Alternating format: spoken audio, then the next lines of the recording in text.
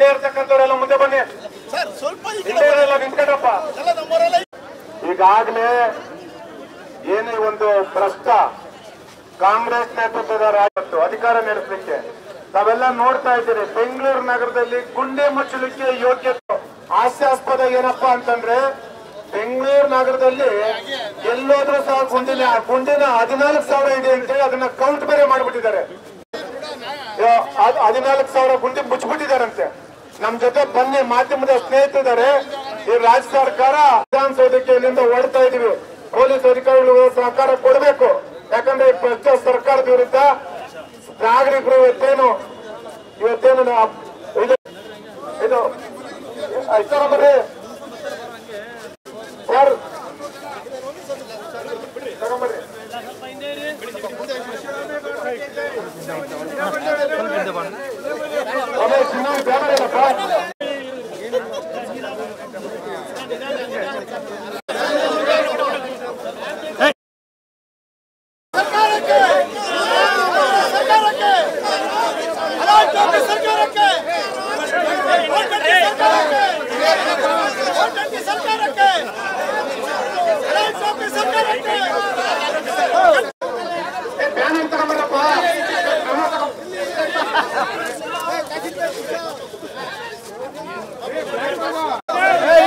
ಇದ್ರ ಮುಂದೆ ಇರ್ರಿ.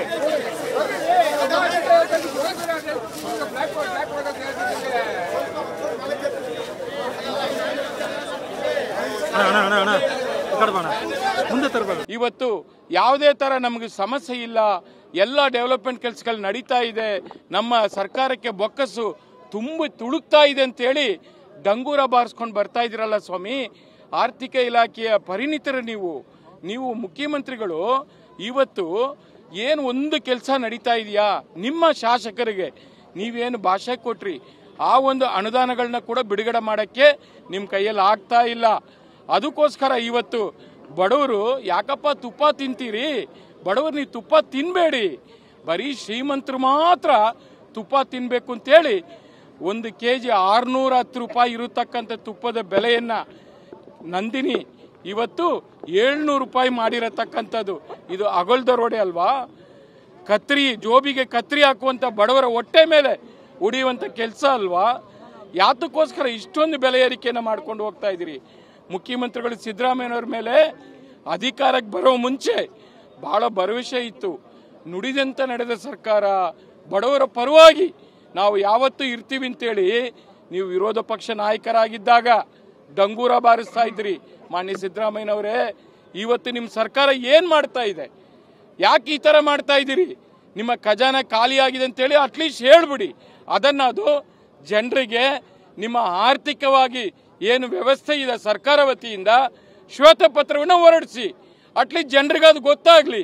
ನಮ್ಮಲ್ಲಿ ನಾವು ಬಹಳ ಕಷ್ಟದಲ್ಲಿದ್ದೀವಿ, ಸರ್ಕಾರದ ನೌಕರಿಗೆ ಸಂಬಳ ಕೊಡಕ್ ಆಗ್ತಾ ಇಲ್ಲ, ಅದಕ್ಕೋಸ್ಕರ ಈ ತರ ಅಗಲ್ದರೋಡೆಗೆ ನಾವು ಕೂಡ ಇಳ್ದಿದ್ದೀವಿ, ಬಡವರ ಜೋಬಿಗೆ ನಾವು ಪಿಕ್ ಪಾಕೆಟ್ ಅನ್ನು ಹೊಡಿತಾ ಇದೀವಿ ಅಂತ ಹೇಳಿ ಜನರು ಕೂಡ ಅರ್ಥ ಮಾಡ್ಕೋತಾರೆ. ಹಾಗಾದು ನೀವು ಶ್ವೇತಪತ್ರನ ಹೊರಡಿಸಿದ್ರೆ ಸರ್ಕಾರದ ನೀತಿ, ಆರ್ಥಿಕ ನೀತಿ ಏನಿದೆ, ಇವತ್ತು ಏನು ವ್ಯವಸ್ಥೆ ಇದೆ ಅದನ್ನ ನಮಗೂ ಅರ್ಥ ಆಗುತ್ತೆ. ಆಮೇಲೆ ನೀವು ಏನೇ ಮಾತಾಡಿದ್ರು ಕೇಂದ್ರ ಸರ್ಕಾರದ ಮೇಲೆ ಬೆಟ್ಟೆ ತೋರಿಸೋದನ್ನ, ಬೆರಳು ತೋರಿಸೋದನ್ನ ಬಿಡಬೇಕು. ಇವತ್ತು 2.5 ವರ್ಷ ಆಗಿದೆ ನೀವು ಬಂದು, ಏನ್ ಕೇಳಿದ್ರು ರಾಜ್ಯ ಸರ್ಕಾರದಲ್ಲಿ ದುಡ್ಡಿಲ್ಲ ಅಂತೀರಿ, ಕೇಂದ್ರ ಸರ್ಕಾರ ನೆರವಿಗೂ ಬಂದಿಲ್ಲ ಅಂತೀರಿ, ಸಹಕಾರ ಕೊಟ್ಟಿಲ್ಲ ಅಂತೀರಿ. ಸನ್ಮಾನ್ಯ ಕುಮಾರಣ್ಣವರು ಮುಖ್ಯಮಂತ್ರಿ ಇದ್ದಾಗ 2018ರಲ್ಲಿ ಬಹುಶಃ 14 ತಿಂಗಳು ಮುಖ್ಯಮಂತ್ರಿ ಇದ್ರು. 25,000 ಕೋಟಿ ರೈತರ ಸಾಲ ಮನ್ನಾ ಮಾಡಿದ್ರು. ಅವತ್ತೇನಾದ್ರು ಕೇಂದ್ರ ಸರ್ಕಾರದ ನೆರವಿಗೆ ಹೋಗಿದ್ರ? ಅಲ್ಲೇನ ಕೇಳಿದ್ರ? ರಾಜ್ಯ ಸರ್ಕಾರದ ಒಂದು ವ್ಯವಸ್ಥೆಯಿಂದನೇ ಮಾಡಿಲ್ವಾ?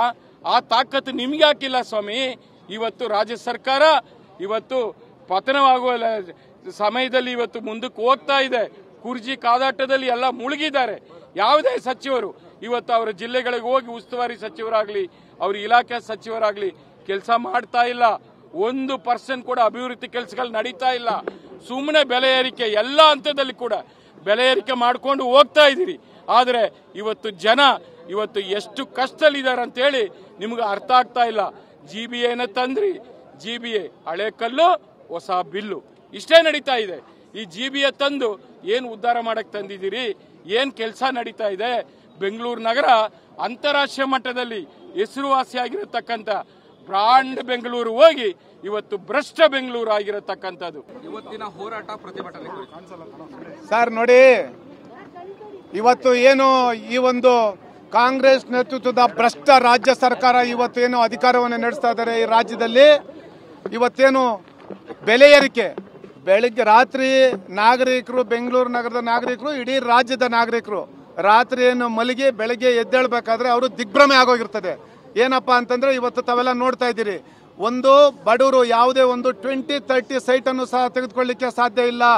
ಆಮೇಲೆ ಬಡವರು ಇವತ್ತಿನ ದಿವಸ ಏನು ಬರೀ ಶ್ರೀಮಂತರ ತುಪ್ಪ ತಿನ್ನಬೇಕು ಅನ್ನೋ ರೀತಿ ಇವತ್ತು ಅಂತ ಧೋರಣೆಯನ್ನ ಇವತ್ತು ಈ ಸರ್ಕಾರ ನಡೆಸ್ಕೊಂಡ್ ಬರ್ತಾ ಇದ್ದಾರೆ.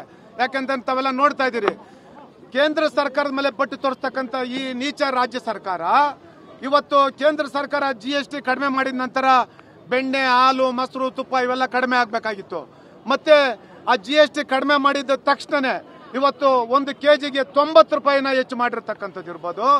ಅಥವಾ ಇಡೀ ರಾಜ್ಯದ ಜನತೆಗೆ ಇವತ್ತು ಹೊರೆ ಏನಪ್ಪಾ ಅಂತಂದ್ರೆ, ಇವತ್ತು ಈ ರಾಜ್ಯ ಸರ್ಕಾರ ಏನು ಡೊನಾಲ್ಡ್ ಟ್ರಂಪ್ ಅವ್ರನ್ನ ಇವತ್ತೇನೋ ಇವರು ಫಾಲೋ ಮಾಡ್ತಾ ಇದ್ದಂಗಿದ್ದಾರೆ. ಬೆಳಗ್ಗೆ ಒಂದು ಹೇಳ್ತಾರೆ, ಮಧ್ಯಾಹ್ನ ಬೆಲೆ ಜಾಸ್ತಿ ಮಾಡ್ತಾರೆ. ಇವರು ಅಧಿಕಾರಕ್ಕೆ ಬರೋದಕ್ಕಿಂತ ಮೊದಲು ಏನಪ್ಪಾ ಹೇಳಿದ್ರು, ಇದೇ ಈ ರಾಜ್ಯದ ಮುಖ್ಯಮಂತ್ರಿಗಳು, ಇವತ್ತಿನ ಉಪಮುಖ್ಯಮಂತ್ರಿಗಳು, ನಾವು ಅಧಿಕಾರಕ್ಕೆ ಬಂದ ನಂತರ ಎಲ್ಲಾ ಬೆಲೆಗಳನ್ನ ನಾವು ಕಡಿಮೆ ಮಾಡ್ತೀರಿ, ಸಾಮಾನ್ಯ ಜನರು ನೆಮ್ಮದಿಯಿಂದ ಜೀವನ ಮಾಡಬೇಕು ಅಂತೇಳಿ ಅವರು ಘೋಷಣೆಯನ್ನ ಮಾಡ್ಕೊಂಡ್ ಬಂದ್ರು. ಅಧಿಕಾರಕ್ಕೆ ಬಂದ ತಕ್ಷಣ ಇವರು ಮಾಡ್ತಾ ಇರತಕ್ಕಂಥದ್ದು, ಈ ರಾಜ್ಯದಲ್ಲಿ ಬಡವರು ಯಾವುದೇ ಕಾರಣಕ್ಕೂ ಜೀವನ ನಡೆಸಲಿಕ್ಕೆ ಸಾಧ್ಯವಿಲ್ಲ ಅಂತ ಪರಿಸ್ಥಿತಿಯನ್ನ ನಿರ್ಮಾಣ ಮಾಡಿದ್ದಾರೆ. ಅವ್ರಿಗೆ ರಾಜ್ಯ ಸರ್ಕಾರದ ಧೋರಣೆ ಹೇಗಿದೆಯಪ್ಪ ಅಂತಂದ್ರೆ, ನಮ್ಮ ಸ್ಟ್ರೆಂತು 140 ಇದೆ, ನಾವು ಏನು ಬೇಕಾಗಿದ್ರು ತೀರ್ಮಾನ ಮಾಡಿದ್ರೆ ನಡೆಯುತ್ತೆ ಅಂತೇಳಿ ಅವರು ಇಷ್ಟ ಬಂದ ರೀತಿಯಲ್ಲಿ ಇವತ್ತು ನಡ್ಕೊಳ್ತಾ ಇದ್ದಾರೆ. ಆದ್ರೆ ಒಂದು ಮಾತನ್ನ ಹೇಳ್ತೀನಿ, ಏನಿವತ್ತು ಜನರ ವಿಶ್ವಾಸವನ್ನ ಕಳೆದುಕೊಂಡಿರ್ತಕ್ಕಂಥ ಈ ಒಂದು ನೀಚ ಕಾಂಗ್ರೆಸ್ ಸರ್ಕಾರ ತೊಲಗ ತನಕ ನಾವು ಇಡೀ ರಾಜ್ಯದ ಉದ್ದಗಲಕ್ಕೂ ಸಹ ಎಲ್ಲಾ ಜಿಲ್ಲಾ ಕೇಂದ್ರಗಳಲ್ಲೂ, ಎಲ್ಲಾ ತಾಲೂಕು ಕೇಂದ್ರಗಳಲ್ಲೂ ಸಹ ನಾವು ಈ ಒಂದು ರಾಜ್ಯ ಸರ್ಕಾರದ ವಿರುದ್ಧ ನಿರಂತರವಾಗಿ ಹೋರಾಟವನ್ನು ಮಾಡ್ತೀರಿ. ಈ ರಾಜ್ಯ ಸರ್ಕಾರ ತೊಲಗ ತನಕ ನಮ್ಮ ಹೋರಾಟ ಮುಂದುವರಿತೈತೆ.